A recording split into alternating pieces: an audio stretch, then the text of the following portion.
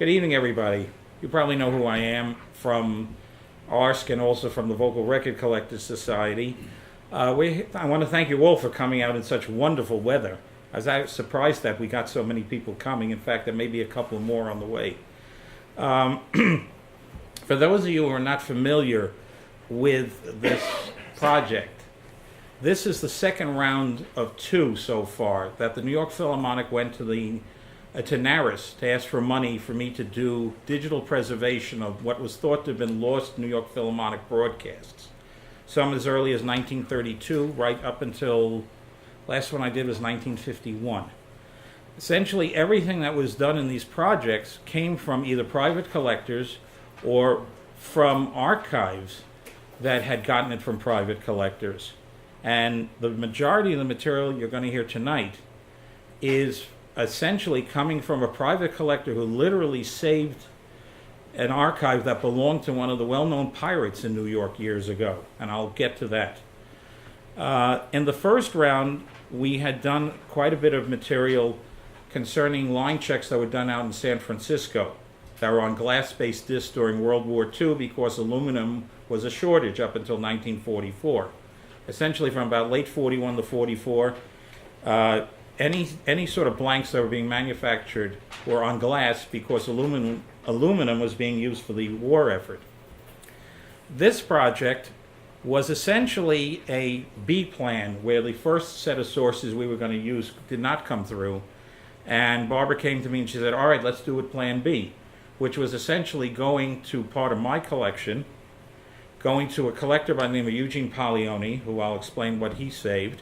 And also, we have to thank Richard Rodzinski, Artur Rodzinski's son, who saved the material his father had recorded. I want to start off with something that is a bit of a curio. This is the concert of October 8th, 1944. Now, as it says on there, Sunday afternoon concert, and you have to remember something. The New York Philharmonic, when they broadcast at that time, was only allowed 75 minutes worth of music on the air. They were given a 90-minute slot. I think this one says at, 3 o'clock, if I'm correct? Yes, 3 till 4:30. Within that 90-minute slot, they had to do announcements, they had to do an intermission, and at 5 minutes before the end of, at about 4:25, they had to do a world news announcement for 5 minutes. So it gives you an idea of how many things could get chopped. Now, as the program shows, if you'll notice something, you'll see pencil markings with timings next to the first 3 pieces. Well, that's appropriate. We'll hear something like that later, too, in one of these recordings. But you'll notice there is no timing or pencil marking next to the last piece, which was a world premiere. I got rhythm variations. Well, I got a surprise for you. Gabe, would you mind playing track 1, please?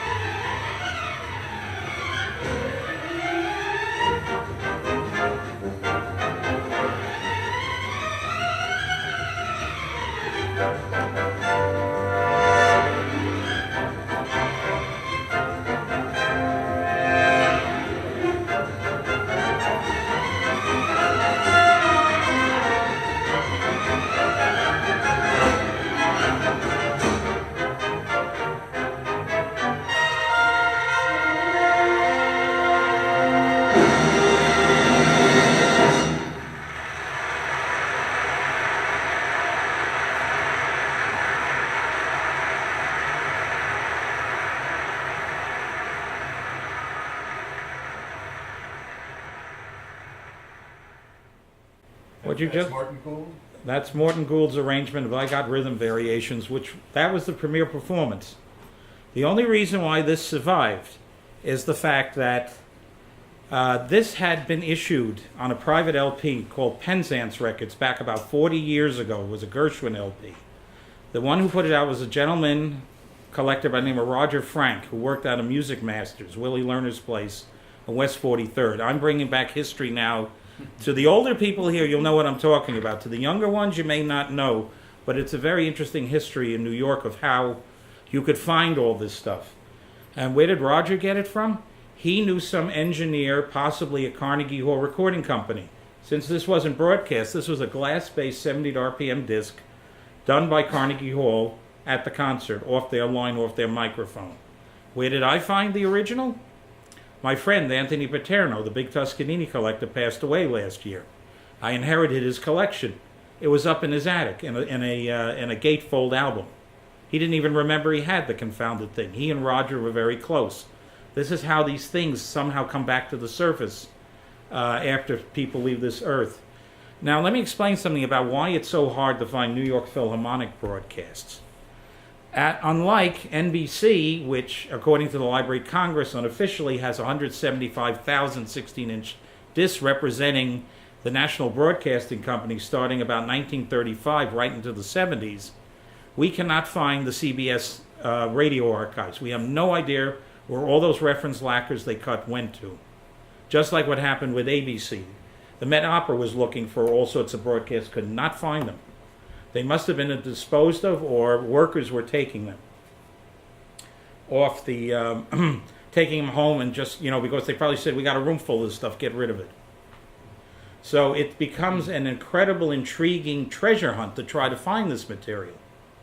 And as I'll explain, when we hit certain sources that I said, it can only happen in New York that we could find all of these things and try to put together back a complete archive. Now, oh, by the way, I want to introduce Gabe Smith. Hi, everyone. Who is Barbara Horse's replacement here at the archive. And I want to thank him for letting us, here for the evening and then running everything for me and setting it up so that we don't have a complete disaster. We may have a partial one, but that's another thing. I think we'll be fine. Now, what happens is when you go into the very early Philharmonic broadcast, which will be this next one, this is one of the earliest things we did. I transferred. This came also from Roger Frank. This came from a collection of discs cut by an engineer called Edward Strong, who I think was located in Queens. And he was getting stuff off the line. And it's very interesting that Roger was able to make contact with this engineer, among others, as I will explain as we go along.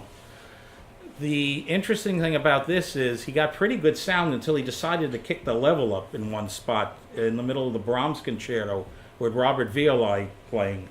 And it's unfortunately a bit distorted, but the Academic Festival Overture comes over very, very well. It's definitely off the line. It is not off an AM tuner. But as you can hear, it does have a limited frequency response, such that when you hear the cymbal crashes, as I describe them, they sound like garbage can lids banging together because you just don't have that upper frequency in there. Track 2, please.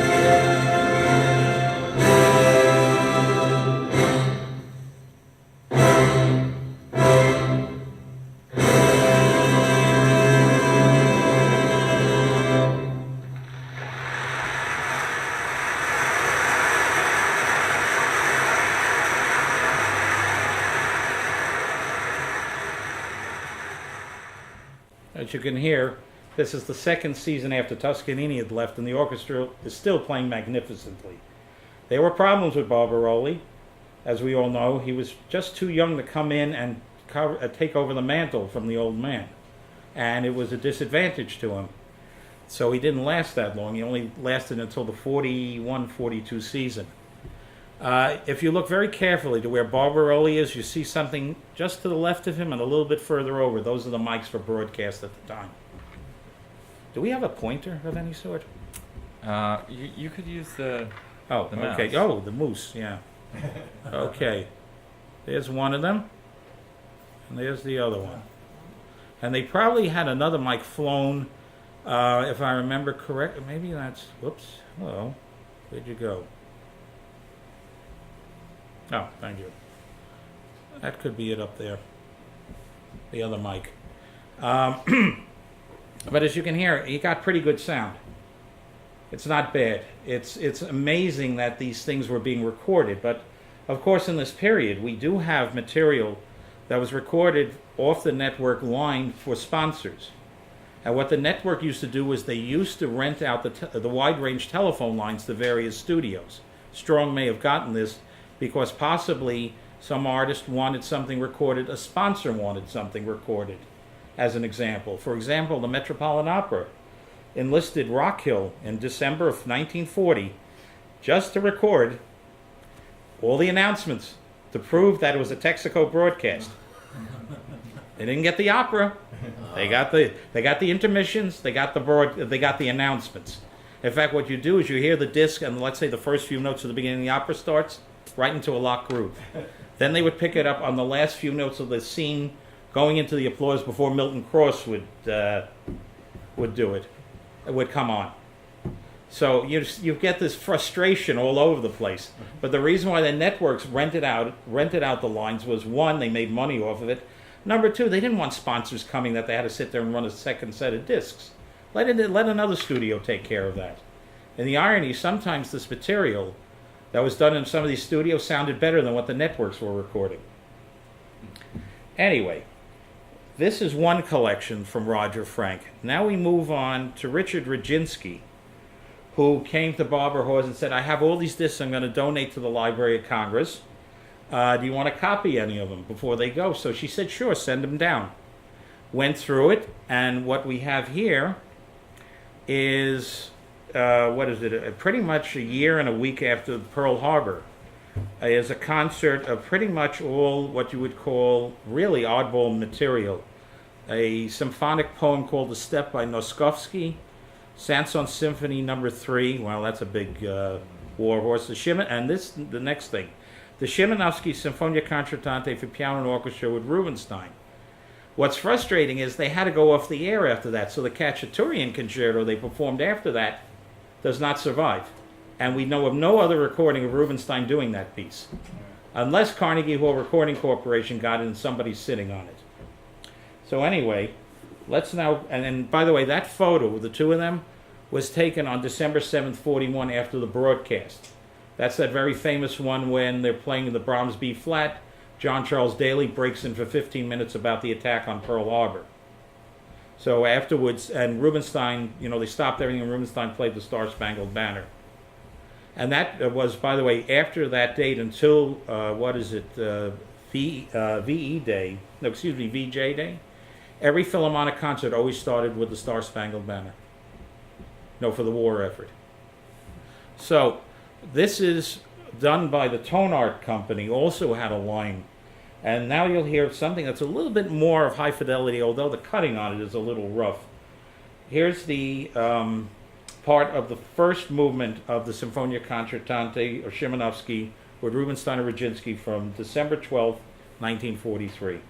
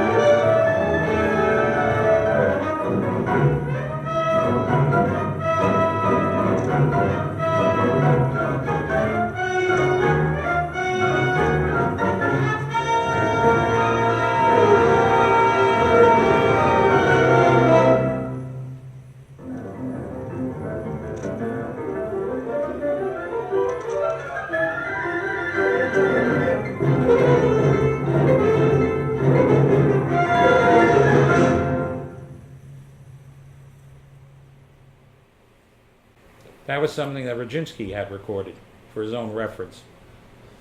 Now we move on to another collection that was part of essentially the CBS radio network, but wasn't. There was an engineer by the name of Anthony Yannick, who during the war was put in charge over at CBS to record anything classical off the line for V-Discs and the Armed Forces Radio Service library. Well, if you've ever seen that Glenn Gould video of him recording the Italian Concerto that was done about 1959 for Canadian television, Tony Yannick is in there. He's a slight fellow with a pencil mustache who's working with Howard Scott, in the studio as they're recording it. He was a jazz man. He was also put on doing a lot of the V-Disc sessions when the Petrillo Band hit in 1942. And what he did was he was a collector. He was a jazz man. But when they got done with recording sessions, they were always usually protection copies. They said, throw it out. That went to his house out in Long Island, along with almost everything that he recorded for the Armed Forces Radio. I think he ran duplicate sets and he kept one. Well, about 1960, 61, he started running ads in Hobby Magazine. Now, you have to be of a certain age to remember what Hobby Magazine was. That's where any sort of hobbyist could put an ad in and say, I'm looking for this, I'm looking for that, a stamp, a coin, and Yannick put in an ad saying, I have Toscanini broadcasts available. Please write to me. And he was charging something like that at that time, I think $25 an item when people were making $75 a week. Tony Paterno, my friend, wrote to him, and he started buying stuff from him of Toscanini material. Comes about late 1962, WRVR announces that they're going to start doing all the Toscanini NBC broadcasts from the Riverdale project that Walter Toscanini had started. Yannick gets nervous and says to Tony, I'll make you a deal. He said, if they broadcast all those broadcasts, all the discs I have of Toscanini are going to be worth nothing. Let's cut a deal. Tony said, fine. What he didn't know was the moment he cut the deal and he sold him the stuff, about 2 months later, they stopped the broadcast because the local 802 came in and said, we got to get paid. So Tony walked away with his treasure trove. But he was only interested in the Toscanini material. There were New York Philharmonic broadcasts in there going back as early as 1943 till about 48. He said to him, I said, I don't want this. He said, well, if you don't take it, you don't get the collection. Well, those discs all came to Tony. A number of them went to a pirate by the name of Nathan Brown. He just gave it to him. He said, here, take them. And those went to the West Coast. That's another story of how they came back. But a number of items, because he was friendly with Roger Frank, Roger said, I want a few of these. And this is one of them. This is a set of glass-based discs, the broadcast of January 23rd, 1944, which had on it a number of important things going on. One was the world premiere of the Hindemith Symphonic Metamorphoses on themes of Carl Maria von Weber, and a performance of the Brahms Violin Concerto with Branislaw Huberman, which I had played part of on the first installment 4 years ago. The source I had doesn't sound as good as this, because this is right off the network lines. Obviously, the excerpts from Die Meistersinger were not broadcast. That's when they went off the air after the Brahms had finished. What I'd like to play for you is the announcements leading into this premiere, done by a rather staid Bernard Dudley, who was the announcer in that period, up until, I think, the late 40s. And he introduces the whole plot of how the Symphonic Metamorphoses was composed and premiered. And what you'll hear is the last movement, which I think is quite exciting, and the sound is quite remarkable. Now, if you remember what I showed you in that photo of Barbirolli, where the mics were over to his side, by this point they had mics up about 10 feet on either side of the podium. So when the conductor came out, he had to be careful not to bang into them. And that's essentially the perspective you'll hear here, which is a bit tight. All right, next track.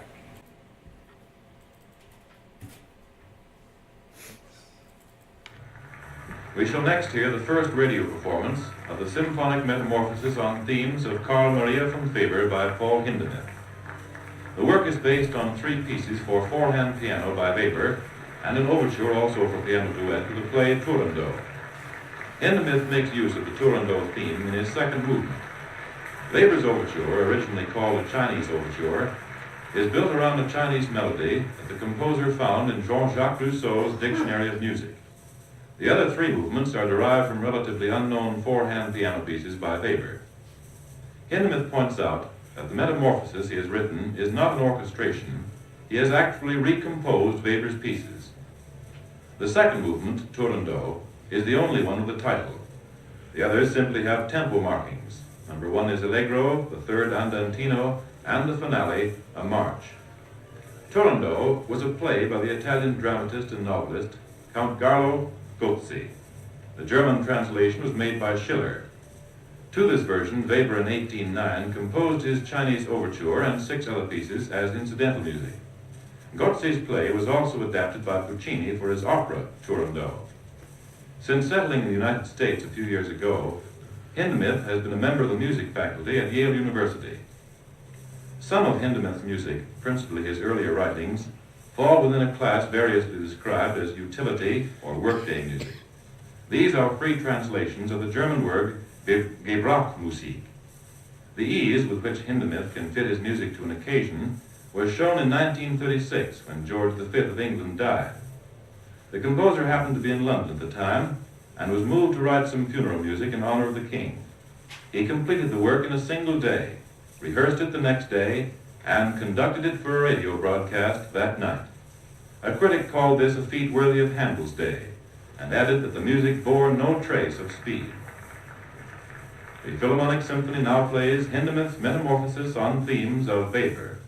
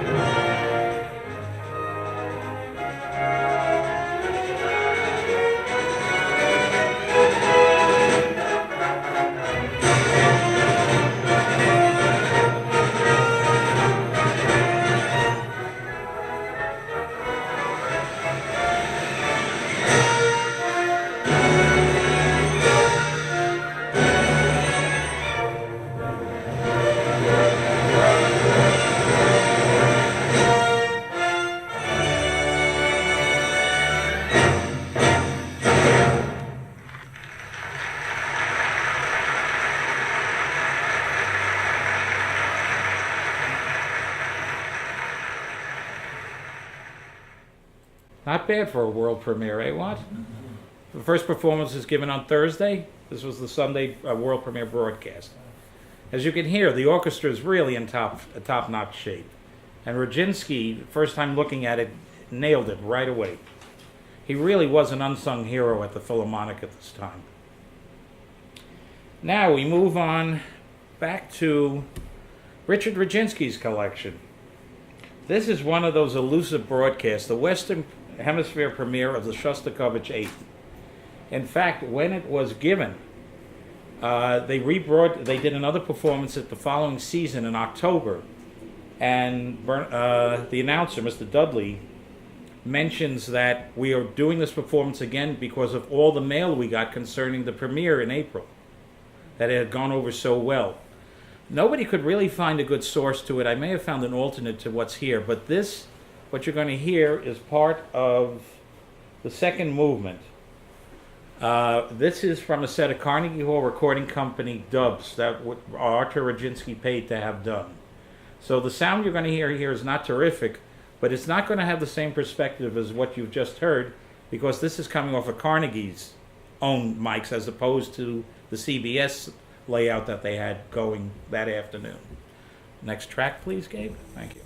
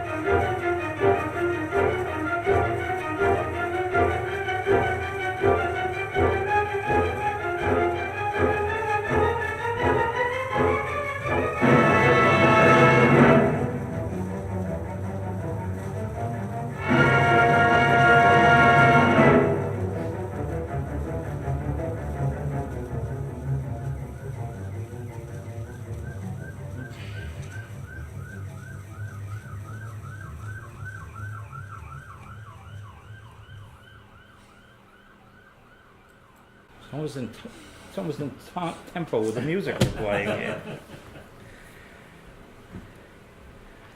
Now here's an interesting broadcast. This was another one of Yannick's saves.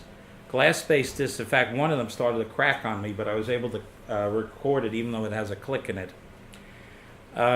Brahms' Fourth Symphony, George Zell conducting, but the concert opened with a Mozart D minor with Artur Schnabel. Every copy that ever floated around on pirate LPs or on tape may have come from this set of discs or dubs that were made that were in the Armed Forces radio service. The reason why I want to play this is not so much it's one of the 2 times that Zell and Schnabel collaborated, is for the intermission, which is even more interesting, which will be introduced. Who are you going to hear? The Trapp family singers, who had just recently come over from Europe, and they ran a special hookup to Vermont where they were living. So we'll hear the end of the D minor concerto. You'll definitely notice that Mr. Schnabel is playing a Steinway. That's how good the sound is. And as most people will say, you'll definitely know it's Schnabel playing for obvious reasons, which I will not get into, but you'll hear it. And then you'll hear how they flow into this intermission, which may have been the most interesting thing going on that day on Christmas Eve of 1944.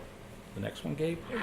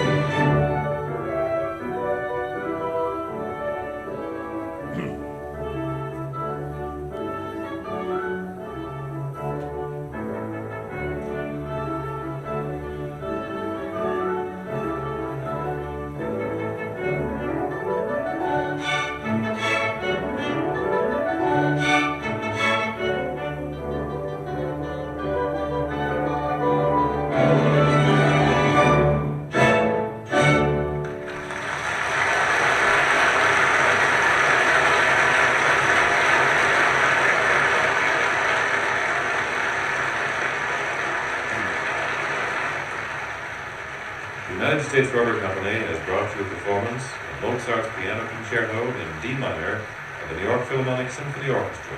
Artur Schnabel was the soloist and George Zell conducted. This completes the first part of today's concert. Our program will be continued after a pause for station identification. This is CBS, the Columbia Broadcasting System.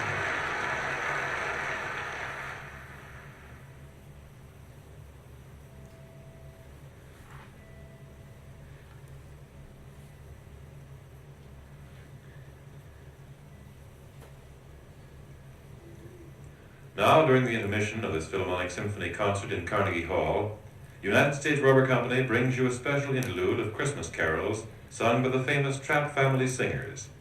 This unique Tyrolean family group consists of the Baroness George von Trapp, 7 daughters, and their musical director, Dr. Franz Vossner. The Trapps make their home in Stowe, Vermont, and are now in the studios of station WCAX in nearby Burlington for their broadcast. For this program of carols by the Trapp family singers, United States Rubber Company now takes you to Burlington, Vermont. The Trapp family singers, directed by Franz Vossner, open this interlude of Christmas carols with a carol of French origin, arranged by Father Vossner. Angels we have heard on high. Angels we have heard on high, sweetly singing all of things, and the mountains reply, echoing their joyous strings.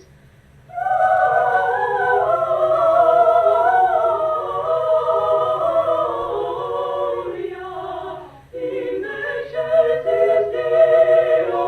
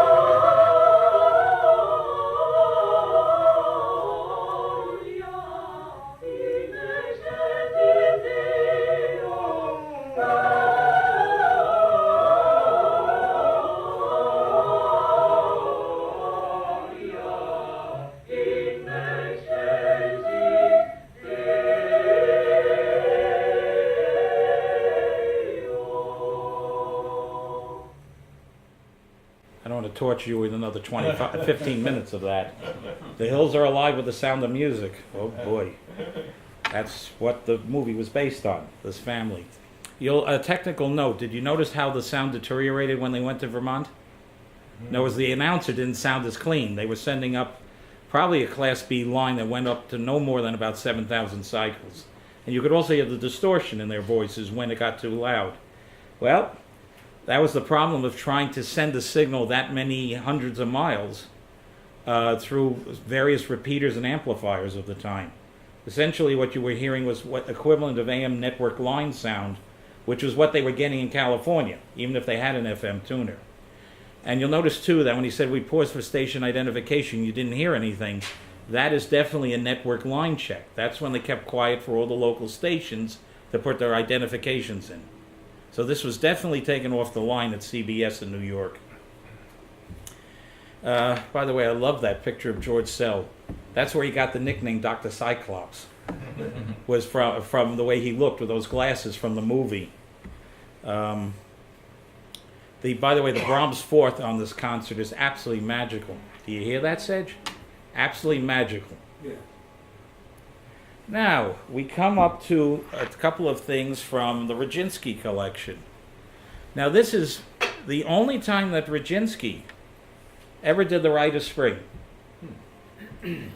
And what's even more unique about it is it's not the broadcast, which I know there are discs that survive to it. This is the Saturday night performance that Carnegie Hall recorded. So it makes this even rarer in the sense of an oddity, in this, that you're hearing him in actual concert and not with the restrictions of the broadcast time, causing him to maybe tighten things up a little bit. And, well, these were dubs, but they really are very good. And I'm playing this because of a friend of mine, Joe Pierce, and I, who have this inside joke about, what is it called, the greatest hits of the Second Viennese School? Yes, we know about that, and I picked the one spot that he likes out of it.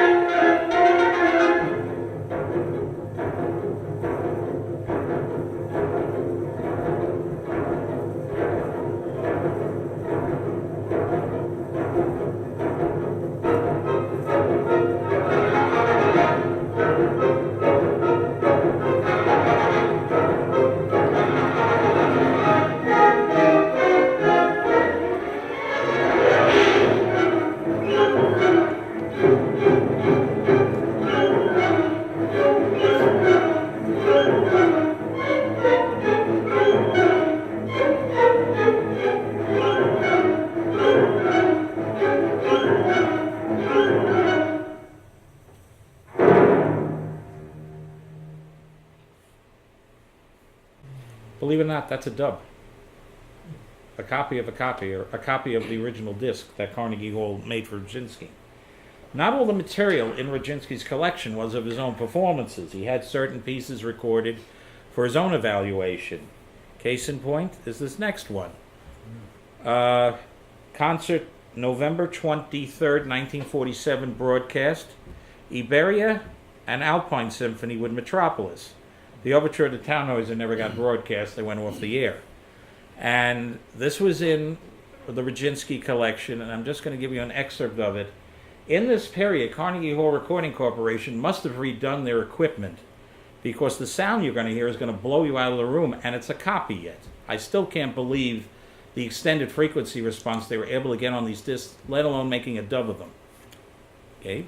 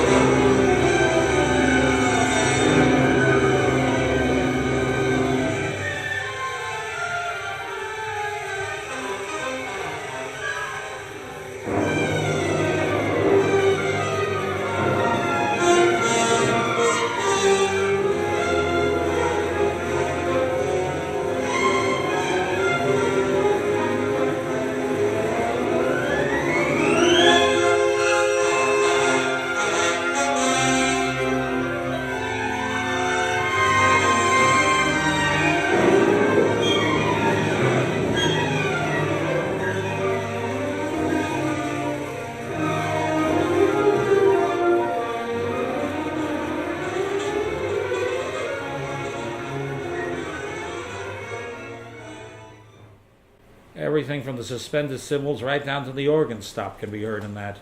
By the way, for those of you who are curious, Gabe, you were the one that found that picture. That's Mitropoulos doing some mountain climbing Yeah, it was promotional for this for when he could- for this broadcast. But he did really like mountain. Yeah, no, he was an incredible athlete. Yeah. He loved what is it? I think he also was known as a mountain walker. You know, walking along where they had paths along the sides of mountains in Greece, if I'm correct. But also another unsung, hero of the Philharmonic that wasn't treated very well, unfortunately, toward the end of his career.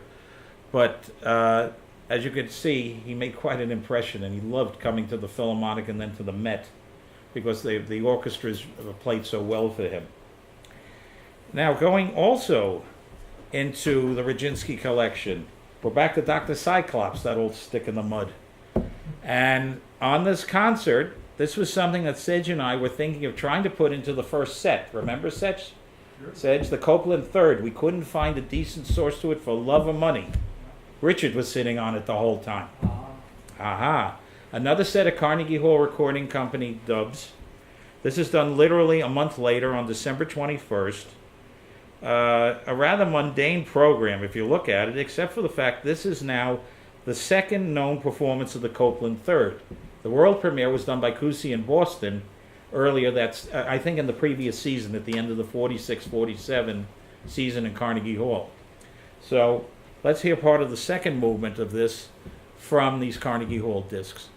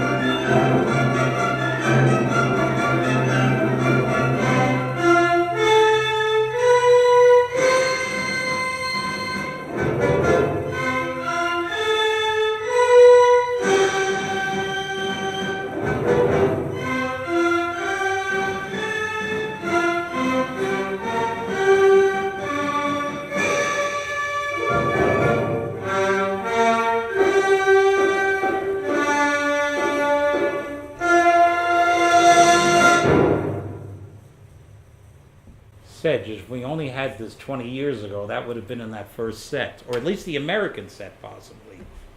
Right? Sure. Cell playing Copeland, sir. Copeland, yeah. Dr. Cyclops, of all people. Now we come to a very interesting, another Horowitz performance that has eluded people. The original source to this is an interesting concert too, because on it Bruno Walter does the only performance he ever did of the Daniel Gregory Mason Symphony No. 2. Every source that has ever floated around on this, the Mason or the Tchaikovsky, came from the set of discs you're going to hear now, which was in Roger Frank's collection. Carnegie Hall Recording Corporation discs off their line on 16-inch, 33 1/3 lacquers. We're going to have a very interesting comparison here, because what I also have is an excellent FM off the air from another engineer by the name of J.W. Small, who took it down off the CBS line. So what I want to do is play the very last about 2 minutes of each excerpt. Let's first hear track 10. This is Carnegie Hall Recording Company's perspective on the performance.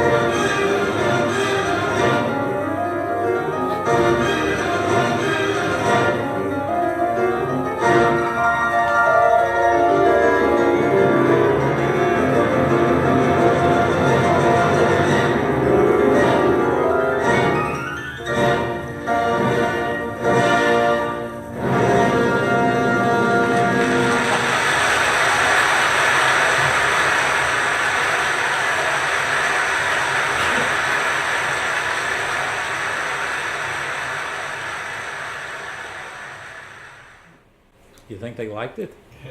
Seth, who was that who took that down? That is Carnegie Hall Recording Company. I think his name is Zeke Frank, if I'm correct. And this is another thing that Roger found, but then he found this other engineer, J.W. Small. And he did very good work, FM off the air, but he had a problem with applause, as you'll hear. This is what it sounded like coming over an FM tuner in 1948.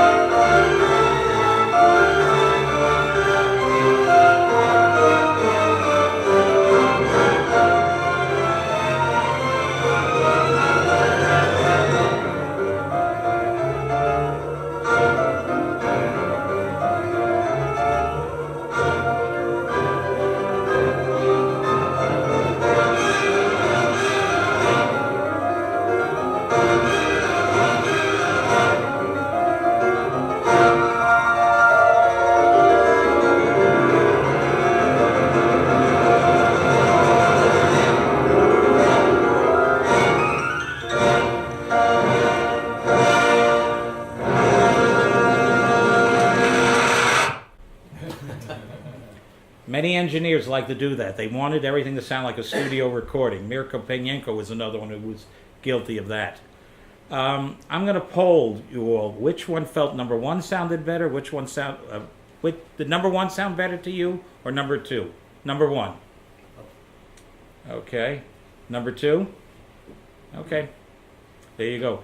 I think the reason why you like number two better is that Columbia knew where to put the mics. Carnegie's was always a little bit recessed, and you're hearing a little bit of slap back from the back of the stage. That kind of reverb that kind of bounces back onto the orchestra. But this is the only way we have it preserved, and thank goodness, in that kind of sound. And we have the two sources to choose from. Can we which make? one do you like? I like the small one better. I think the Carnegie CBS's pickup is better. But whenever you see a source to this, it had to have come from this set of discs. It was something Roger made a tape for somebody, and then he complained to me. He said, "Yeah, I made it for one guy, and everybody's got the damn thing now," because everybody was copying it. Now we go on to the part that I really love. This is another treasure trove of recordings you're going to hear now to the end. Roger befriended somebody who worked at the BBC here in New York. Now, how the heck did Roger find all these people? And I figured it out because Gary Thalheimer, who knew all these people, who was around and knew Willie Lerner, we figured it out. This engineer must have gone into Music Masters to look for some parts or some equipment, because Music Masters at one time was the exclusive distributor of SME tone arms, Tannoy speakers, Tandberg tape recorders. So he would have had parts and tubes for various older equipment. And this engineer from the BBC must have walked in one day and realized he was getting older. He needed to sell his stuff. And he said to Willie, probably coming in to buy something, "Do you know anybody who will buy the discs that I have?" Immediately thought of Roger because he had his label. He was smart. Roger buys the stuff. He'll take some of it and put it out, and I'll be able to sell it here. One of the biggest sellers Roger put out was a 3-record set of the Mahler 2nd and 8th with Stokowski. There was a Mahler 2nd there with the London Symphony, but a Mahler 8th with the New York Phil. They're from these discs. Fortunately, the whole collection pretty much survived, with the exception of some discs that we don't know what he did. He may have poured a can of beer into one of them. You pull them out and you can see the water damage, that where the surface had become absolutely crazed on the outside. That happened with one of the broadcasts I was working with. So what we have here is a gentleman who worked at the BBC and would go in on the weekends when nobody was around. Saturday afternoon, he had the Metropolitan Opera. Saturday night, he had the Boston Symphony. Sunday afternoon was the New York Philharmonic. Sunday evening was the NBC Symphony that then flipped to Saturday night. Nobody was around. What the BBC was doing was recording shortwave broadcasts that they were getting from their BBC affiliate in London, and they would broadcast them here. In fact, Alistair Cook would go in there to record his, what I think it was called what? A Letter from New York? Letter from America. Letter from America, thank you. Thank you, John. And they would record it and then send it shortwave. Well, what he did is they kept a pile of discs of after they had recorded the broadcast from England that they said nothing was worth anything here, we'll throw them out. They never used the flip sides. So he would take all these discs that were not recorded on the other side and sit there and record all this stuff over the weekend. Started as early as about 1943, went till about 1953 from what I see of what he did of Toscanini and Metropolitan Opera material. So what we have here is another thing Sedge and I were looking for 20 years ago. The second time that Mitropoulos did the symphonic dances of Rachmaninoff. The first time was in 1942, shortly after the premiere. This is the second go-around off these BBC discs. And Gabe was able to find this. This was a score that Rachmaninoff had sent to Mitropoulos after hearing his performance, dedicating the score to him as a thank you. That's how much more he thought of Mitropoulos' performance versus the world premiere that Ormandy had done in Philadelphia a few months earlier. This is the score that Mitropoulos played off of. Mm-hmm. So he got it before. Right. This is the note saying. Oh, I'm it sorry. says then. to Dmitri Mitropoulos, I'm sending you as promised, my symphonic dances, and I hope you like them. Okay. I stand corrected. Yeah. Thank you. So no, this came in 41. He did the performance in 42. All right, Sedge, get ready. Here it comes. This is what the BBC. Sorry. This is what the BBC discs sound like off the line. These were done from the CBS line. Go ahead. Oh.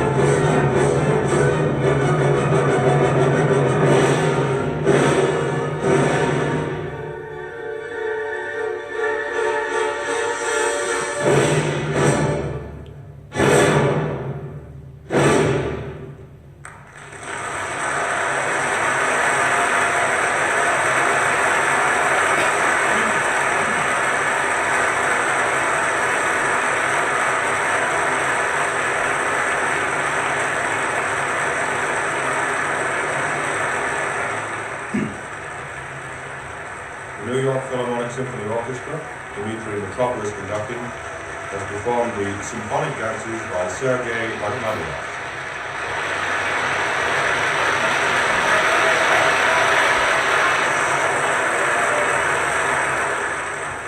Mr. Mitropoulos, who was saying farewell to the orchestra until April, is being vigorously applauded here in Carnegie Hall. And that's Jim Fassett, who had taken over. As you can hear, he had added a lot more personality to the broadcast than Bernard Dudley did. The guy essentially did not record most of the announcements. He only left them there to slate it so he knew what he had. As you can hear, the line is just absolutely crystal clear. The discs are in excellent shape. That when I played this program, presented it at the AES in June, the chairperson of the organization said to me, "Seth, what tapes do these come from?"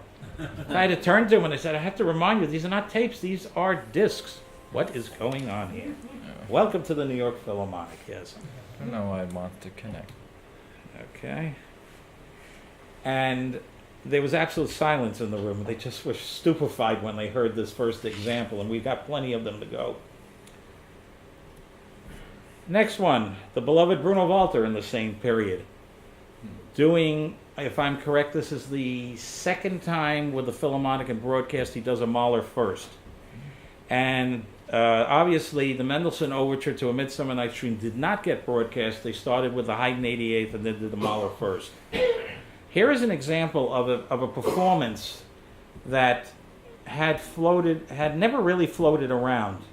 It was attributed to have been put out, but it was actually the time he did it in 1954 that floated out on some pirate LPs at one point.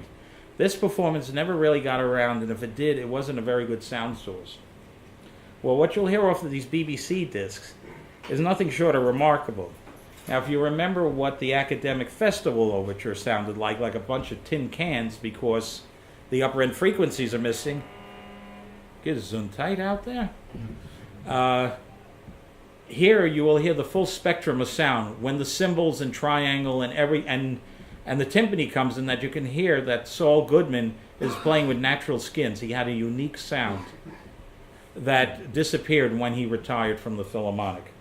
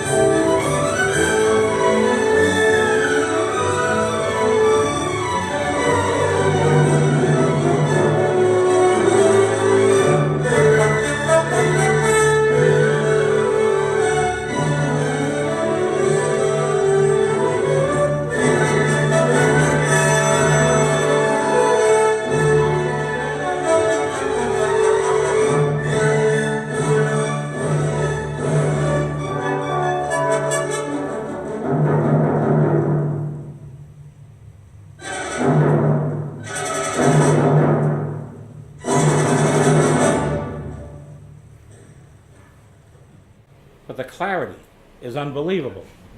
The transparency, you hear all four horns coming at you. You hear that silken sound that Bill Vacchiano had playing the trumpet. I don't think CBS, if they were recording it, could have gotten as good sound as this guy was getting surreptitiously every weekend for about 10 years. And it also reevaluates the performance. Most people felt that this is not as exciting as the performance in '54 and when he made the record. When you're hearing this kind of sound, he's doing a lot of things that you could never hear before that make it a very, very interesting reading. Ah, yes, The Age of Anxiety. This is one of the set of discs where Roger had poured some beer in, and some of the sides, part of the Beethoven 8th and the Leonore number 3, are not complete because the discs are so modeled I couldn't play them. However, we do have, just like before, the second known performance of this piece. The premiere was done in Boston with Koussevitzky and Bernstein at the piano. When they went when he decided to program it, he asked Lucas Foss to be the pianist. This is from the broadcast of February 26, 1950, and we're going to hear the end of the first movement.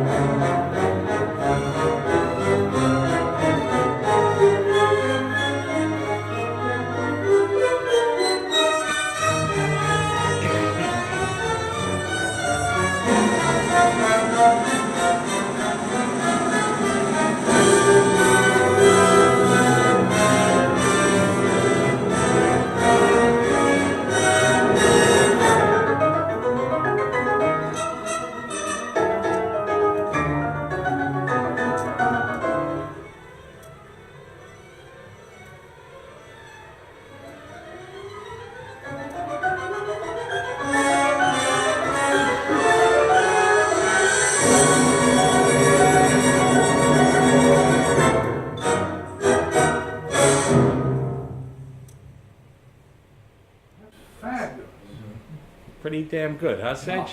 No one played it like Foss. No one. Yeah. No one. But this incredibly exciting. Want to say something, Eric? Yeah, the next day they made the record. Mm-hmm. And it was February 27th, and that was one of the last 78 sets issued by Columbia In their infinite wisdom. in their MM900 series, yeah. Yeah, they were probably still running on 16-inch safeties and then dubbing to 78s to do it. That was that turnover year at Columbia. Fred Plout fought dealing with tape recorders. And they were still cutting things on 16-inch lacquers in 4-minute segments.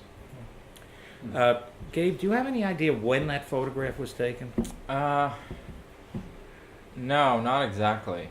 I would assume possibly, judging from the cut of his suit and Lenny having some gray hair in there, it must be the early 60s already. Probably. Yeah, Yeah. yeah. That could have been done at the premiere of the of Foss's Second Symphony. Could be, yeah. Mhm. Do Right. you have the whole performance of this? Yes, sir, and that kind of sound. Oh, wow. Oh, yeah. See, this was what, I have to tell a side story. If you got the Bernstein box, the last disc in there were highlights from it was actually an entire pension fund concert of gutted Demerung excerpts. They came from Roger Frank. He went into the hall because the Philharmonic was not on the air at that point. They had gone off in 67. This was 68, I think. No, 70. Right. And he went in with a pair of stereo mics with a tape recorder and recorded all the performances. When it was played back for some members of the orchestra, they said, this is not funny. This character's sitting there in the hall and he's getting better sound than what we were getting in the broadcast at the time. And Roger was a very, very difficult person to deal with, to say the least, right, Sedge? That one time we met him? Yes. And we were lucky to get that out of him. And he was sitting on all this stuff. And we told him we could do something with you on it. Didn't want to deal with it at all. I can remember now, that was 21 years ago. Would you believe it? Astonishing. Time flies a little too fast. Now we come to another one of the stellar guest conductors of the New York Philharmonic, Victor deSabata, who only came for 2 seasons, the end of the 49-50 and the end of the 50-51 season. On this concert of, let me get it right, March 12th, which was the second concert in 1950 that he did, the guy at the BBC recorded almost all of the broadcasts, but he missed part of one of them, which I'll explain later. Why am I going to play this? Well, you remember what we had a little interference on just before? This will show how sensitive the microphones were and how the problem of Carnegie Hall letting in any sound that was possible. And I think it's rather appropriate of what sound you'll hear as this piece is being played. Gabe? The Sorcerer's...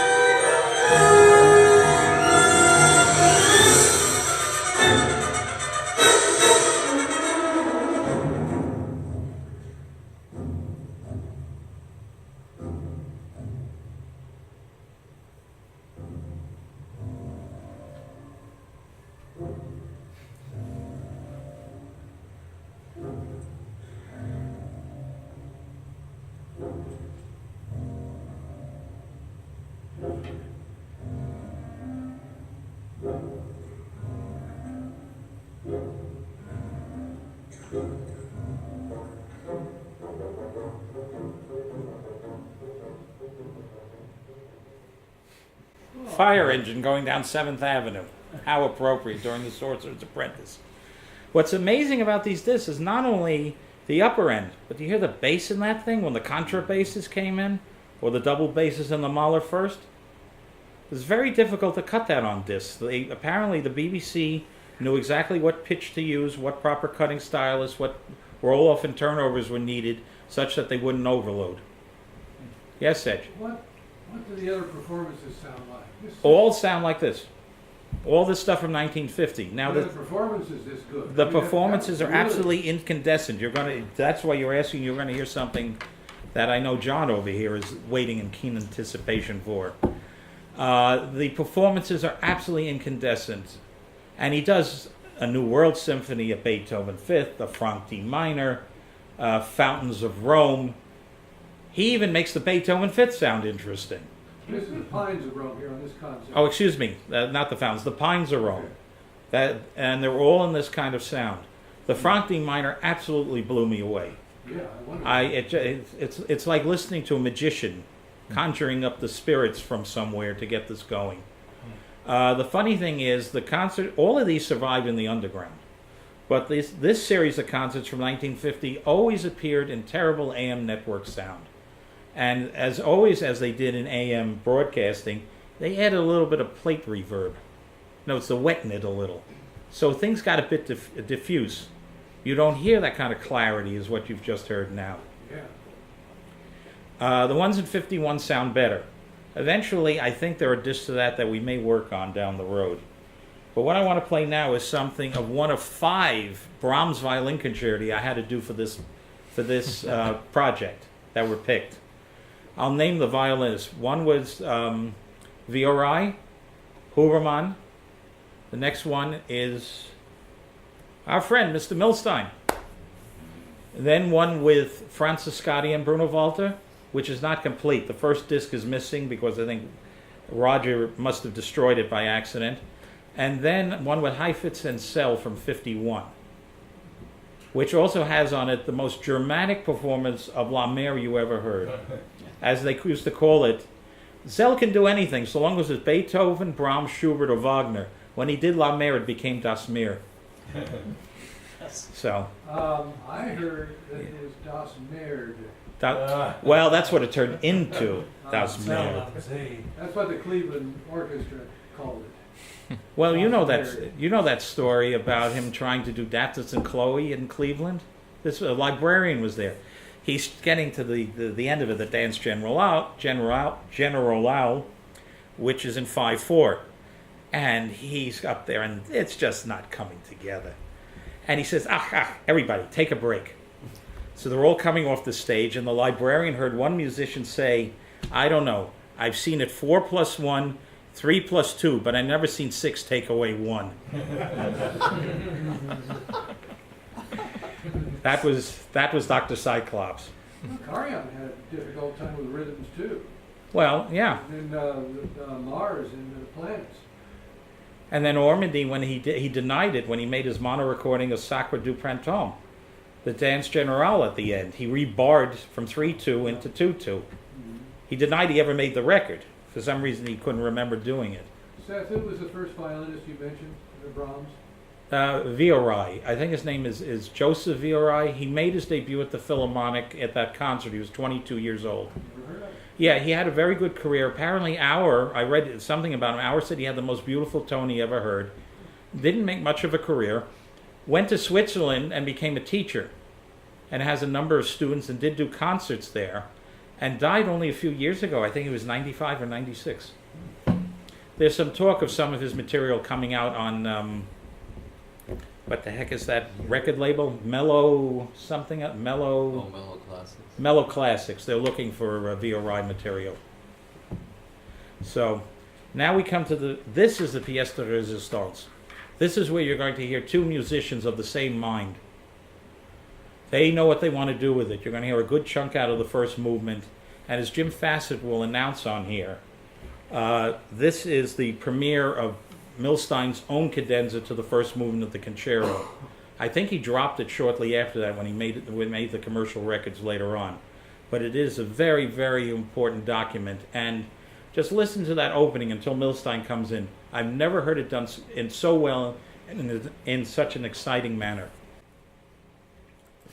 Mr. Milstein is playing his own cadenza in the first movement, the first time he's ever played it on the air. Nathan Milstein, accompanied by Victor deSabata, are now on stage, and with the Philharmonic Symphony they'll perform the violin concerto in D major by Johannes Brahms.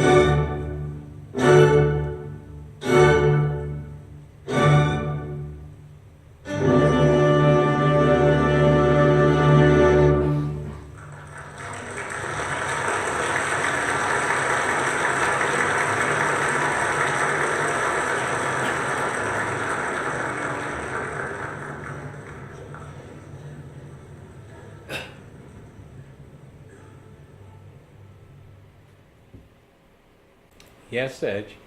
For my money, that's the best sound of anything I've heard so far.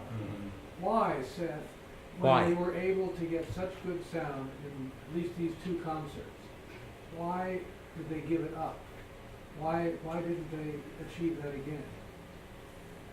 Don't ask me. I will tell you though, there was somebody at the AES meeting who had been at these concerts, that when they had a soloist, they did put a mic above them.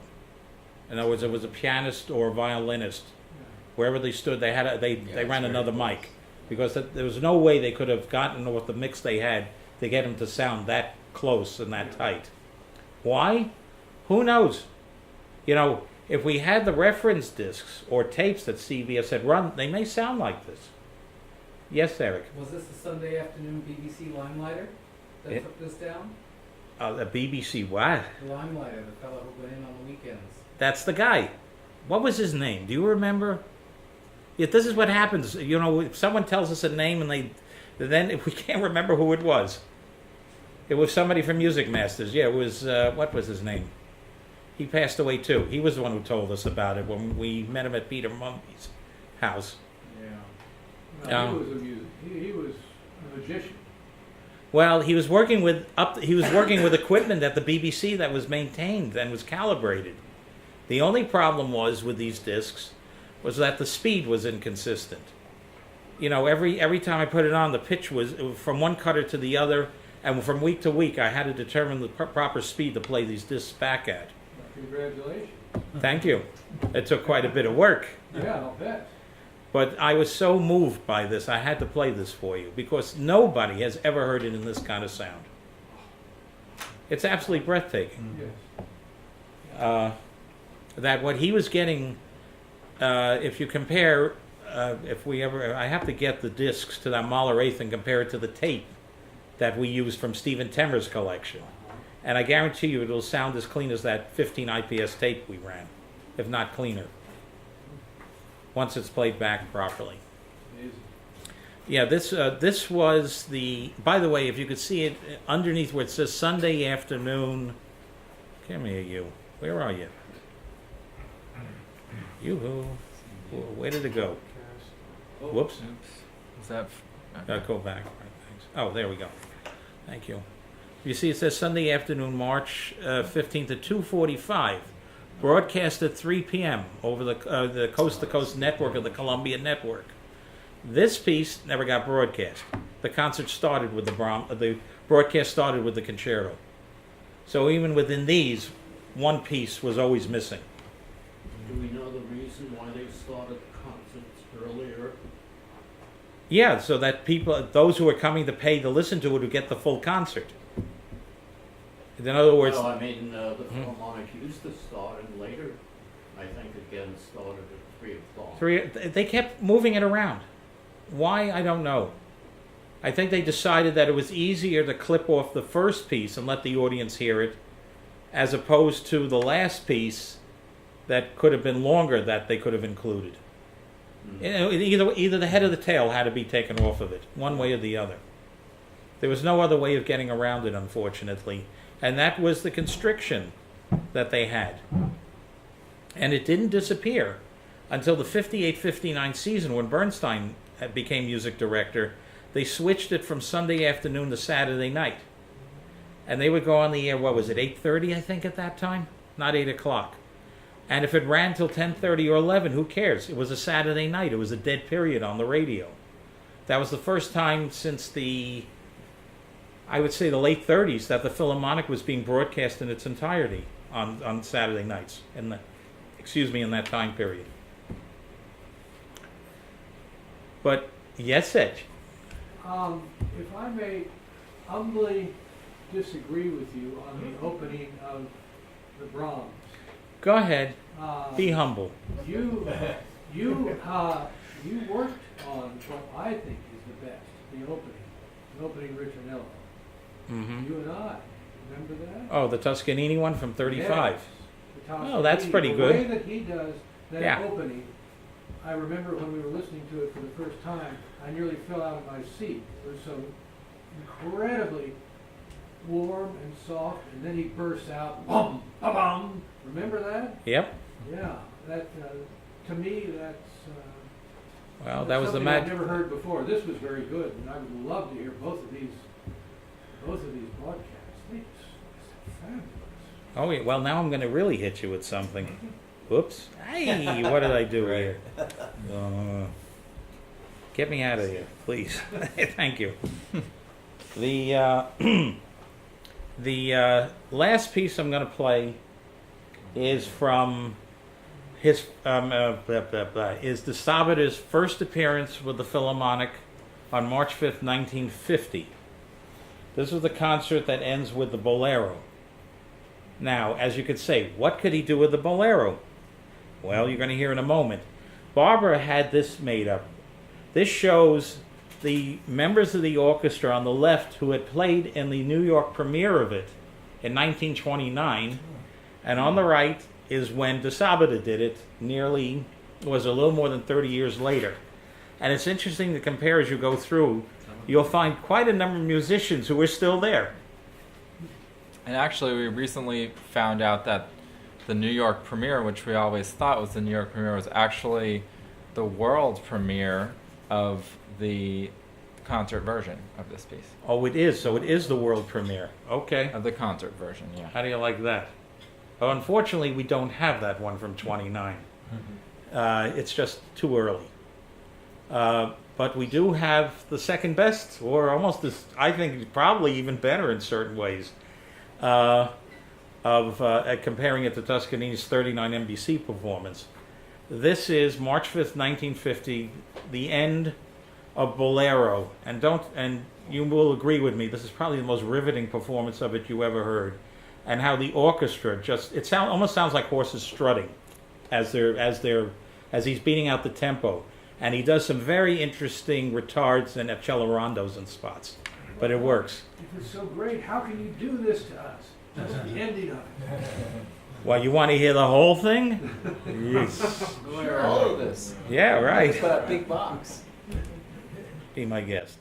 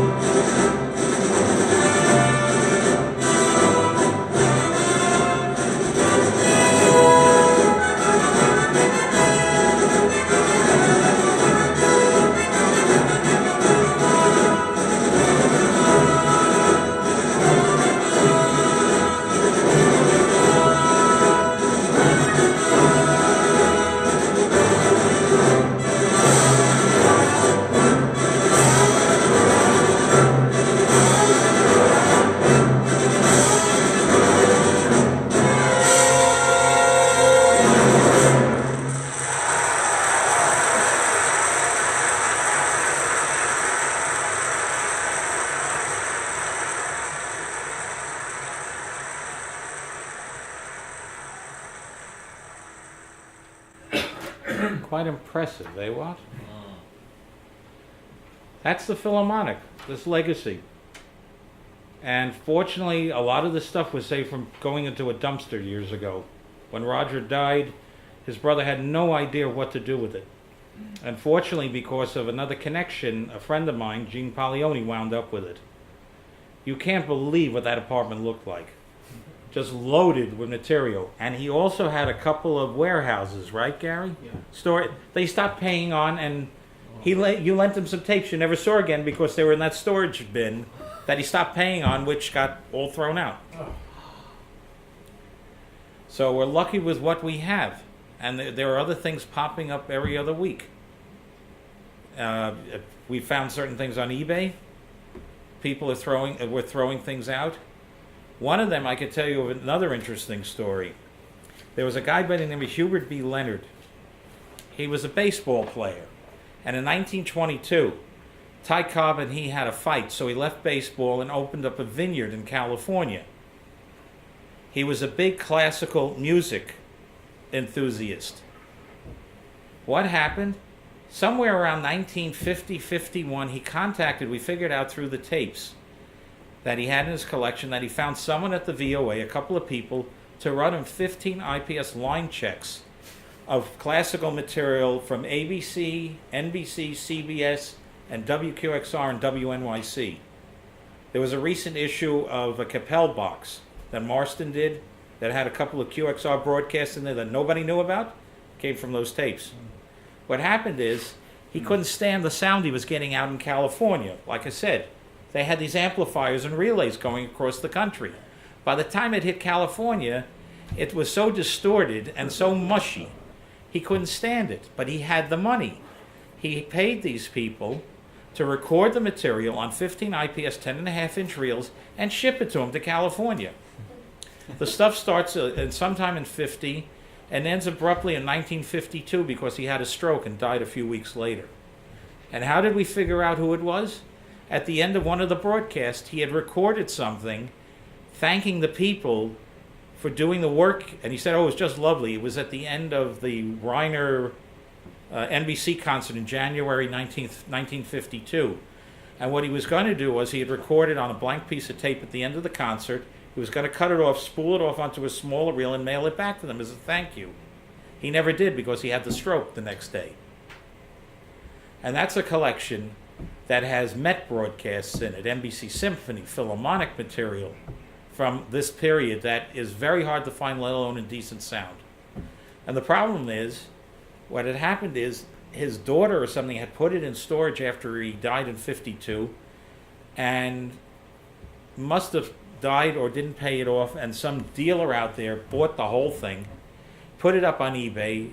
Mr. Paglioni saw it, bought everything that was left, and tried to get from the other people who had bought. They wouldn't, respond.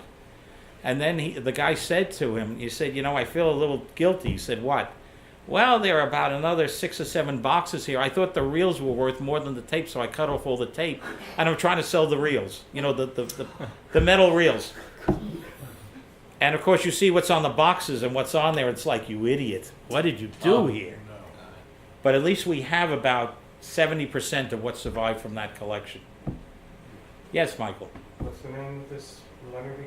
Hubert B. Leonard, I think it is. Leonard. Dutch Leonard. The original Dutch Leonard. That's the guy. You'll find the whole thing. It mentions in there that when he died, he had about 340,000 records. Wow. They don't mention anything about this stuff. But it's just absolutely amazing what could turn up. And how much has been gotten rid of. We don't want to even think about it, Sedge. We do not want to think about it. Yeah, but we know people who have incredible collections, and we know perfectly well when they're gone, sorry ladies, but their wives are going to send them to the dumpster. If they have wives. If they don't have wives, it just goes to the dumpster. So. What can be done? All of these people, all of us who are craving to hear these performances like the Sabatas. I don't know, because I'll tell you, most institutions, and I don't want to talk about some that are right in the vicinity of where we are, do not want to handle this stuff. Ever since 9/11, The financial situation has changed. I remember when I first started working at the New York Public Library 31 years ago. They would pick up collections, bring it in, and start working on it. One of them I could tell you about. Does anyone know the name Richard McGinn? Does that name ring a bell from way back when? Is he the one who issued those 20s recordings of the New York Philharmonic conducted by Henry Hadley, members of the New York Philharmonic? No, that was a company. that was a talc salesman who bought them from the guy from Bell Labs when he died. That's another story. What was his name? Hatfield, up in upstate New York. That's how we found those discs that we put into the first Philharmonic box. Yes, but who has the Furtwängler Massacre du Printemps? Or the Mahler From Fifth with, 26. or how about the American premiere of the Mahler Fifth with Mengelberg? There was I met a gentleman who was in the orchestra. His name was Bernstein in the double bass section. He said, "Poor Wilhelm Mengelberg." He said, "We started that symphony. At the end of every movement, people got up and left and left. By the end of it, I don't think there were 500 people left in the hall for that performance." But where are these things? We don't know. Usually, someone dies and it pops up. For example, in what is it? If you can go online to Arsk Audio, we just put it up from last year, the 80th anniversary of the NBC Symphony. I did a tribute to Tony Paterno, who had died earlier that year. And his dying wish, he told his son. His son called me before he even went to the funeral parlor and said, "Seth, my father said, take everything. It's yours now." And what that ensued, for me to get it down with having cabinets, shipping crates, a mover to do it right. And I'm pulling out stuff that he had completely forgotten about. I have dubs of an Iberia and La Mer from 1936 with Toscanini done off the line. I played it at the program last year. That's absolutely mind-blowing in the sense of dynamic range. Part of Serkin's debut, doing the Mozart 27th. The sound is so clear off of these Penyenko tests that you start to understand what the yelling was about Serkin at the time. The dexterity, the touch, the tone. That didn't come over in the other sources because they were so opaque and so bad. Well, that's here in this archive.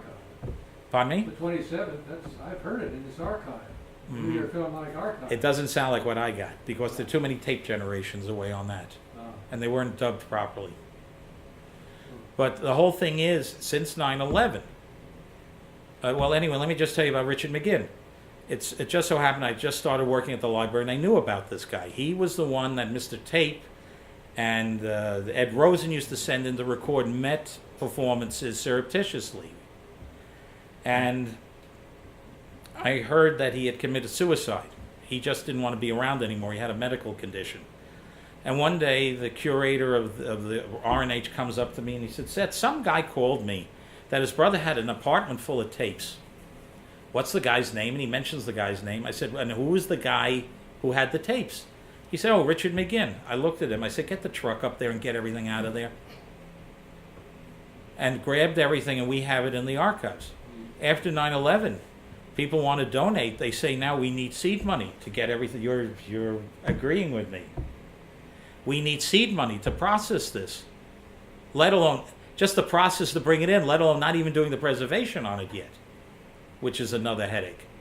Well, you remember how we got the world premiere broadcast of the Ives second with Bernstein. Bernstein, that came from the VOA. VOA, and the only one who knew where it was because it had never been cataloged.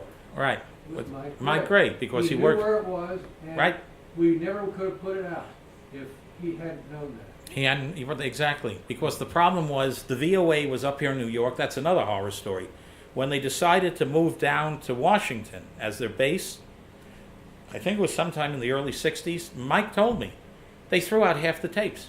They didn't want to take them. They didn't want to ship them down. So we lost the legacy there of line checks.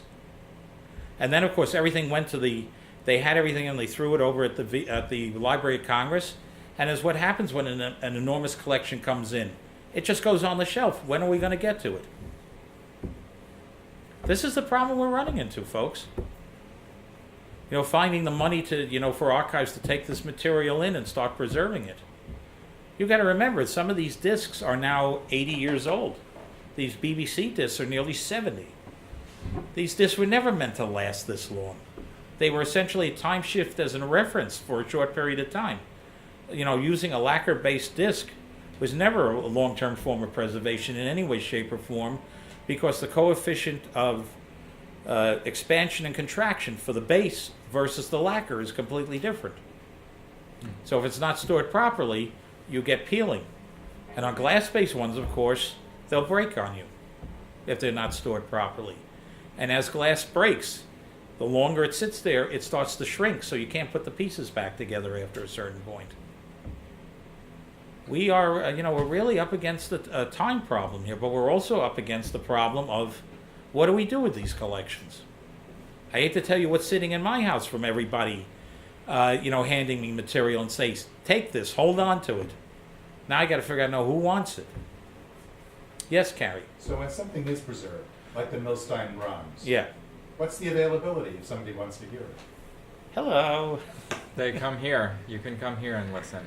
Yeah. Just sit here with headphones. Yeah, and this you'll is play. this is a public reading room, so really? we are open to the public. You can make an appointment. You can send anyone. If you have people who'd like to listen to it, or if you want to come and listen to the whole thing, you make an appointment with us. Yeah. Mm-hmm. So Do you you have have, your contents online so that someone can look at your website and see what you have? Not yet. No, we don't have. We have a performance history online, but it doesn't currently have the broadcasts, and it doesn't have, which broadcasts we actually have and which broadcasts were just broadcast and we don't have. I mean, we have that information. It's just not online. Right, but the work that was done, of all the printed material, kudos to you and to Barbara, because all of this is digitized artifacts that are in their archive. And if you look at the very bottom, all right, come on, why is it I can never get this to work? Oh, there it is. See this little number that's put in here? Let's call it Carlos number. That's a reference back to that performance. So when I make the files, that number is put in there so it's easy, you can access it to figure out where things are. And every performance has that Carlos number on it, whether it was broadcast, not broadcast, whether we have recordings of it or we don't. so did you transfer that whole concert? Yeah, what was broadcast, there's no Roman Carnival overture Right, because okay, that well, started, the that's thing too started. bad. That must have been hair raising. But Yeah, But where is the tape then? Do we come here and listen to it? that's what Gabe just said. Oh, very good. Here. So it's not online and it's not going to be on CD or Not yet. streamed or... Not yet. No. Yes, Eric. I have a question. So, in addition to New York Philharmonic broadcasts, like New York Philharmonic proper, for the summer concerts that took place at Lewiston Stadium, does the archive also incorporate all of that? There are some. Philharmonic? There are some of those, and the only way those survive is from the VOA collection. They were recording those off the line from WNYC. In fact, the New York Public Library wound up with a bunch of duplicate discs that I remember working on. And the Philharmonic does have a lot of those on file. But we do consider the stadium season as part of our database, even though for some years it wasn't technically, it was a different contract. But it's the same musicians, different contract, different name. But we still have that in the same database that has these. How far back do you go? For the stadiums? 22, I think. Yeah, that's why those were the first experimental broadcasts that they were doing. Are those all outdoors? Yeah, if they're stadiums, they're all outdoors. Yes, Gary. Do the stadium tapes or recordings of some sort exist? Because the concerts were broadcast. During my time up there, it was, I think, the Wednesday one, which was That is correct. either a makeup date or an orchestral concert. Right. But earlier, I know they were broadcast either all of them or 3 or 4 per week. You would know better than me. There's but very few. I mean, we have very What few I have stadiums. found, at least of the stuff from 49, 50, 51, they just did the Wednesdays. Mm-hmm. Of course, one was announced The Saturday evening, Pierre Montu will conduct Dvorak's Eighth Symphony. That didn't get broadcast. We have him doing the Seventh. We have no Eighth with him. And there's a Mendelssohn violin concerto from the stadium with Lenny and from 45. With who? That is. If you're going to say, Stern? got me. Gary was at a performance of a Tchaikovsky with Chrysler and Beecham conducting. And we found the photo to prove it, right, John? Yeah. So, it's absolutely amazing what I mean, one of the things I worked on, I had the source to, is this hodgepodge of the prologue and the first act of Götterdämmerung with Reiner from the stadium, with Florence Easton and Paul Althaus. Oh, Pardon me? because there was one with which I was at with Reiner conducting with Von Eye and Scheffler, a Wagner and Strauss concert. That's later. This one's from like July of 37. And I didn't know it when the announcer came on. If you remember the Toscanini concert, Davidson Taylor was the announcer. I didn't know it, but he was actually the music director of the Columbia Broadcasting System at the time. Davidson Taylor. Davidson Taylor, yeah. So, I hope you enjoyed it. Oh yeah, yes, Gary. May I put in a plea? A plea. You go ahead. Since everyone here is pretty much a collector, because in my experience, record collectors tend to think that they're immortal. Like hoarders. Including all of us, even when we make provisions, Mm-hmm. they're not well enough done. Documented or stipulated. Yeah. Mm-hmm. That we do this, that we let other collectors know, because we don't want the stuff going into the dumpster or being locked away for 50 years. Yeah, they have to blow the dust off of it by the time they find it. If indeed it doesn't Some turn to very dust in the major boxes. collections Mm-hmm. are going into dumpsters because there was no estate plan, so to speak. A friend Mm-hmm. of mine who had been taping broadcasts in France, French concerts, international concerts, and the French radio rebroadcast a lot of international material. Mm-hmm. And he was especially interested in scores, literature, recordings of Mahler, Brahms, not Brahms, Wagner, Strauss, and died without any kind of will. And the French laws are such that it is simply impossible to do anything about them. Probably have gone into a dumpster. Mm-hmm. It is an incredibly large collection and well cataloged. But you're saying that Yes. there's no financing of these things, like even if you leave them, what are they gonna That do? also. Well, if you leave it with some provision with money, I think the No, get the money, yeah. I'm just saying the records. What record collector has money? And so in letters, and yeah, but there are that many, but many years ago there was in Record Collector 3 or 4 letters back and forth about what do we do, and what people said is that no libraries are interested in taking it because of the cost of cataloging. cataloging and also the obsolete format, the amount of space it's going to take to Space, store it. Yeah, that's a problem We don't have a across the solution. street. Hauling it, How many formats, Seth, did we use on those historic broadcasts?